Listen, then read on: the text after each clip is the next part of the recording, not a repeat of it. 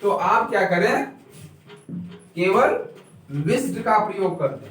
फिर समझिएगा कि जहां आपको लगे कि ऐसी वाक्य में हम विश्ड का प्रयोग करें कि प्रेड का करें कि ब्लेस्ड का करें, किसका प्रयोग करें, कंफ्यूजन हो रहा है, क्लियर नहीं हो रहा है, तो ऐसे वाक्यों में आप केवल किसका प्रयोग कर दें, सेड या सेड टू के स्थान पर विश्ड का प्रयोग करें, तो भी आपका सेंटेंस सही है। अन्यथा आप वाक्य के अर्थ को अच्छे से समझ करके जैसा दे रहा हो वैसा करेंगे तो 100% एक्यूरेट होगा जी।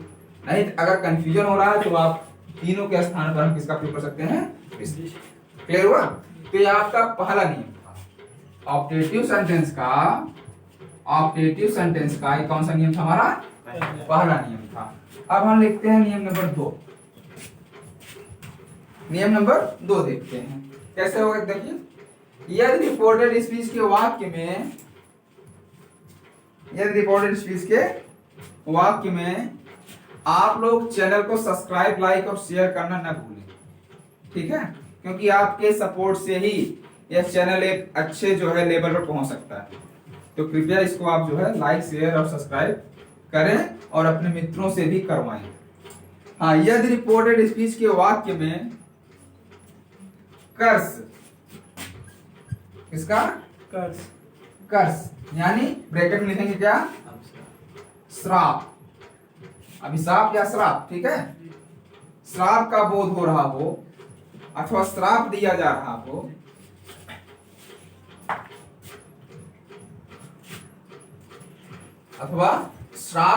रहा हो, तो ऐसे में रिपोर्टिंग वर्ब में प्रयोग हुए सेड या सेड टू को, रिपोर्टिंग वर्ब में प्रयोग हुए सेड या सेड टू को, सेड या सेड टू को कर्स्ड में बदल देते हैं, सेड या सेड टू को कर्स्ड में बदल देते हैं और रिपोर्टेड स्पीच के वाक्य को कंजक्शन दैट लगाकर जोड़ देते हैं। बाकी प्रोसेस वही है, कंजक्शन दैट लगाकर जोड़ करके वाक्य को सिंपल बना देते हैं। इसका एग्जांपल देख लेते हैं। क्या कर रहा है, यदि रिपोर्टेड स्पीच के वाक्य में श्राप का बोध हो रहा हो तो रिपोर्टिंग में प्रयोग हुए सेड या सेड टू को कर्स्ड में बदल करके रिपोर्टेड स्पीच के वाक्य को कंजक्शन दैट लगाकर जोड़ के बाकी वाक्य को सिंपल कर देते हैं, ठीक है। लेकिन इतना माइंड रखे रहिएगा कि ऑपरेटिव सेंटेंस हमेशा में से शुरू होता है। जब आप इंडायरेक्ट बनाएंगे, डायरेक्ट चाहे जिस तरह दिया हो, अगर वो ऑपरेटिव है तो इंडायरेक्ट बनाने समय उसमें माइंड का प्रयोग मस्ट है होना, ठीक है। जैसे ध्यान दीजिएगा कि my cousin said go to hell, my cousin said go to hell. Cousin में सचेरा मेरा जो है पटीदार है, वो कभी आपकी तो भलाई करेंगे नहीं, तो क्या करा है वो, भाड़ में जाओ, श्राप है, आशीर्वाद नहीं है। तो यहाँ पे क्या हुआ कि रिपोर्टेड स्पीच के वाक्य में हमें क्या मिला, जो सेंस निकल रहा है वो सेंस किसका निकल रहा है, गो टू हेल मतलब श्राप का सेंस निकल रहा है। तो ऐसे में क्या करेंगे, चाहे गो टू हेल हो और चाहे इस तरह से हो, may you go to hell, यह वाक्य इस तरह से होगा, यह वाक्य इस तरह से लिखा जाएगा।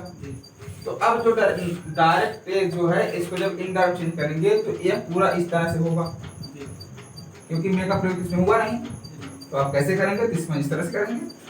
तो हुआ क्या कि माई कजिन, बताइए, माई कजिन कर्स्ड दैट, अब इसको सिंपल कर देंगे, यू में तो आई हो जाएगा, आई माई, आई मतलब कौन।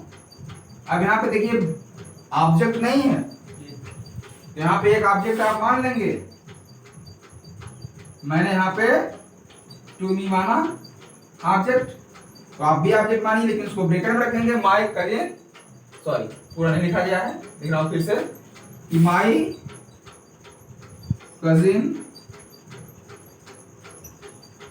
कर्स्ड मी, इतना क्लियर होगा, my cousin cursed me that I my, अभी आई कैसे आपको पता है ना, यू यानी सब्जेक्ट, सॉरी ऑब्जेक्ट, ऑब्जेक्ट क्या है मी का सब्जेक्ट क्या होगा I, that I might go to help. Clear हुआ कि my cousin cursed me that I might go to help. हाँ तो अब देख ध्यान दीजिएगा, यानी यदि श्राप का सेंस हो तो सेट या सेट टू को कर्ज में करके बाकी वही हम प्रोसेस यहाँ पे मान लेते हैं। तो आपने विश ब्लेस्ड रेड का पढ़ा, कर्ज का पढ़ा। अब जो अगला नियम है वो है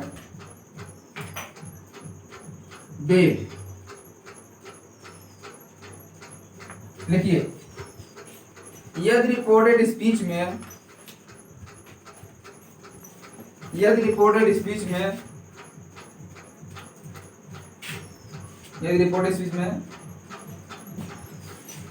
मिलने का बोध हो, मिलने का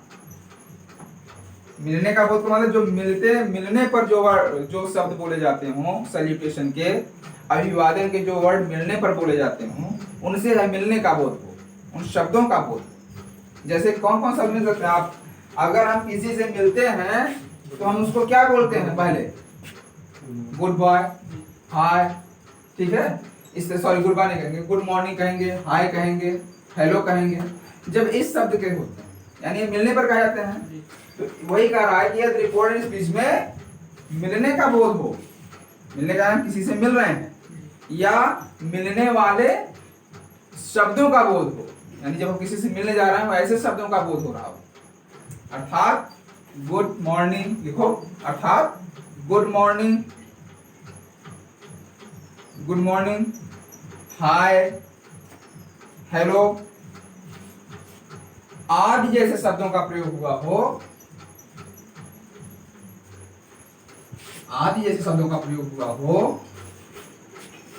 तो रिपोर्टेड स्पीच तो इनडायरेक्ट बनाते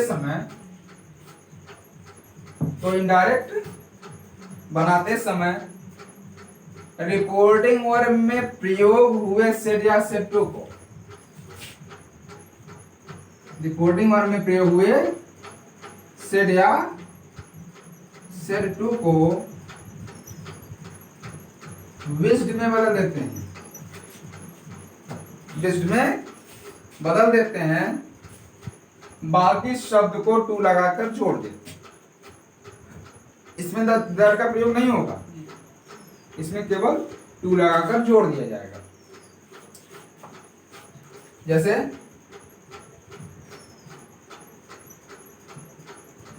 टू प्लस अदर वर्ड, इसे ध्यान दीजिए कैसे,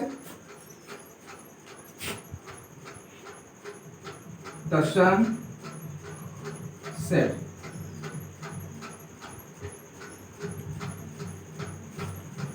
गुड मॉर्निंग मम्मा, बच्चे ने कहा मम्मा गुड मॉर्निंग, तो बच्चे ने किससे कहा, अपनी माँ से कहा, और क्या कहा, गुड मॉर्निंग। तो उसने सुबह सुबह शुभकामना दिया ना। अब इसको देखिए, सब्जेक्ट यहाँ पे है लेकिन ऑब्जेक्ट यहाँ पे है। इसको बताने का दो तरीका है, एक है कि ऑब्जेक्ट को पास में लाके रख देते हैं, तब क्या हो जाएगा, the son wished good morning, sorry the son wished his mamma good morning. तो ऐसे में रिपोर्टेड स्पीच को जोड़ने के लिए किसी शब्द का प्रयोग नहीं करते। कब, जब हम इंडायरेक्ट बनाते समय ऑब्जेक्ट को रिपोर्टिंग वर्ब के स्थान ला के रखते हैं, तो ऐसे में रिपोर्टेड को जोड़ने के लिए किसी शब्द का प्रयोग नहीं करते। जैसे क्या करते हैं, अब यहाँ पे ऑब्जेक्ट है, ला के साथ में रखें द सन विश्ड, क्योंकि गुड मॉर्निंग मिलने पर बोला जाता है, विश्ड हुआ, विश्ड के बाद किसको विश किया, अपनी माँ को विश किया, हिज मम्मा। अभी तो क्लियर हुआ। अब क्या विश किया, गुड मॉर्निंग, वही कहा कि जब रिपोर्टिंग वर्ब का ऑब्जेक्ट इंडायरेक्ट समय साथ में लाके रख दिया जाता है, तो रिपोर्टेड स्पीच को जोड़ने के लिए किसी शब्द का प्रयोग नहीं करते। ये इसका नियम था। और एक दूसरा है कि जब रिपोर्टिंग वर्ब के ऑब्जेक्ट को साथ में न रखा जाए, उसको रिपोर्टेड स्पीच के बाद रखा जाता है, तो उसके पहले हम टू का प्रयोग करते हैं। कैसे, अगर हम इसको यहाँ पे जहाँ पे यहीं पर रखें तो सेंटेंस कैसे बनेगा, द सन विश क्या विश किया? Good morning. यही तो विश किया। और किसको विश किया? अपनी मम्मा को। टू हिज मम्मा। तो यहाँ देखिए ऑब्जेक्ट जोड़ने के लिए यहाँ पे टू लगाया गया कब? रिपोर्टिंग वर्ब के बाद, सॉरी रिपोर्टेड स्पीच के बाद। और यहाँ पे रिपोर्टेड स्पीच को जोड़ने के लिए किसी शब्द का प्रयोग नहीं किया क्योंकि यहाँ पे ऑब्जेक्ट खुद ही अपने स्थान पे आकर बैठ गया। तो एक तो हुआ तरीका। कब? जब हम मिलते समय जो वर्ड बोले जाते हैं, ऐसे वर्ड अगर हमारे आ जाते हैं इनडायरेक्ट में, सॉरी डायरेक्ट सेंटेंस में, तो इसको बनाने के लिए हम विश्ड का प्रयोग करते हैं सेड या सेड टू के स्थान पे और दूसरे शब्दों को टू लगाकर जोड़ देते हैं। अच्छा, अब एक हुआ, ये तो मिलने पर है। अगर हम बाय बाय हो रहे हैं, कहीं जा रहे हैं, विदा ले रहे हैं, तब थोड़ा पुश करिए तो विदा ले। हाँ, जैसे कि बताया गया, ये तो सब मिलने वाले पे थे। अगर हम विदा हो रहे हैं यानी एक दूसरे से मिलकर हट रहे हैं, तो हटने पर बाय बाय का प्रयोग होता है। गुड नाइट का, जैसे आप रात में जैसे गुड मॉर्निंग सुबह यानी अभी कई बार मिलेंगे, लेकिन जब आप व्यक्ति गुड नाइट बोल देता है ना, तब यानी उस दिन रात में मिलने वाला अलग हो। तो जहां पर अलग होने की अवस्था वाले शब्द हों, उनका प्रयोग होगा। तो ऐसे में बेड का प्रयोग होता है। क्या होता है? बेड। लेकिन बेटा कंफ्यूजन ये है कि कुछ ग्रामर में आप विश्ड पाएंगे, कुछ में बेड पाएंगे। तो जहां तक है बेड बहुत ही सही माना जाता है, लेकिन अगर आप विश्ड लगा देते हैं तो भी सही है। एक्चुअली आप वहां पे जहां पे अलग होने वाले वर्ड हों, bye bye, good night, good bye, तो ऐसे में आप बेड का प्रयोग करिए। कहाँ करिए? सेड या सेड टू के स्थान पर। इसका लिखिए, यदि रिपोर्टेड स्पीच के वाक्य में विदा लेने वाले शब्दों का प्रयोग हुआ हो, यदि रिपोर्टेड स्पीच के वाक्य में विदा लेने वाले शब्दों का प्रयोग हुआ हो, तो इन्हें इनडायरेक्ट बनाते समय सेड या सेड टू के स्थान पर बेड का प्रयोग करते हैं। सेड या सेड टू के स्थान पर बेड का प्रयोग करते हैं और फिर दूसरे वर्ड को जोड़ने के लिए टू प्लस बाकी शब्दों का प्रयोग कर देते हैं, यानी जो उसमें प्रयोग हुआ रहा। क्लियर हुआ? बेड का प्रयोग करते हैं और फिर जोड़ने के लिए टू। जैसे ध्यान दीजिएगा, I said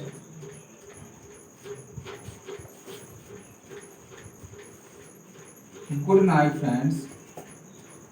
I said good night friend. Good night friends. मैंने कहा मित्रों गुड नाइट। अब यहाँ ध्यान दीजिएगा, यानी गुड नाइट कहने मतलब है उस दिन रात में मिलने वाली उम्मीद नहीं। तो अब यहाँ पे तो मैंने विदा लिया, विदा लेते समय जो शब्द का प्रयोग हुआ उसका प्रयोग किया। ये क्या हुआ कि आई वेट, आई वेट, क्या वेट किया? Good night. किसको?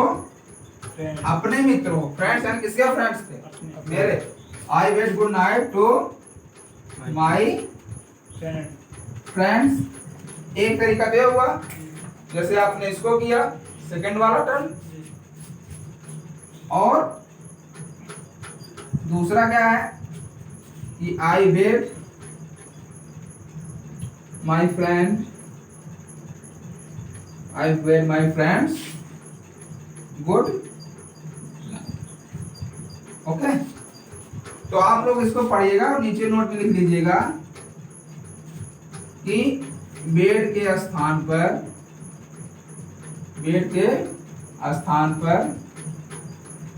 विश्ड का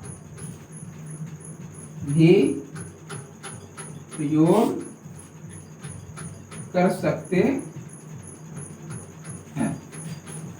नोट लीजिएगा कि बेड के स्थान पर विश्ड का भी प्रयोग कर सकते हैं। अगर आप यहाँ पे विश्ड लगा देते तो भी सही था, लेकिन बेड का प्रयोग सबसे सही माना जाता है। आप लोग जो है इस ऑब्जेक्टिव सेंटेंस के जो है दोनों पार्ट को, यानी जो अभी पिछला पढ़ाया गया फिर ये वाला, दोनों पार्ट को ठीक से पढ़कर समझ करके जो है आप लोग फेयर कर दीजिएगा। और अगर कहीं समस्या होती है तो कमेंट में आप जाकर के तुरंत उस प्रश्न को या उस अपनी प्रॉब्लम को पूछ सकते हैं। और साथ साथ इस चैनल को लाइक और सब्सक्राइब शेयर करना न भूलें। Okay student, bye.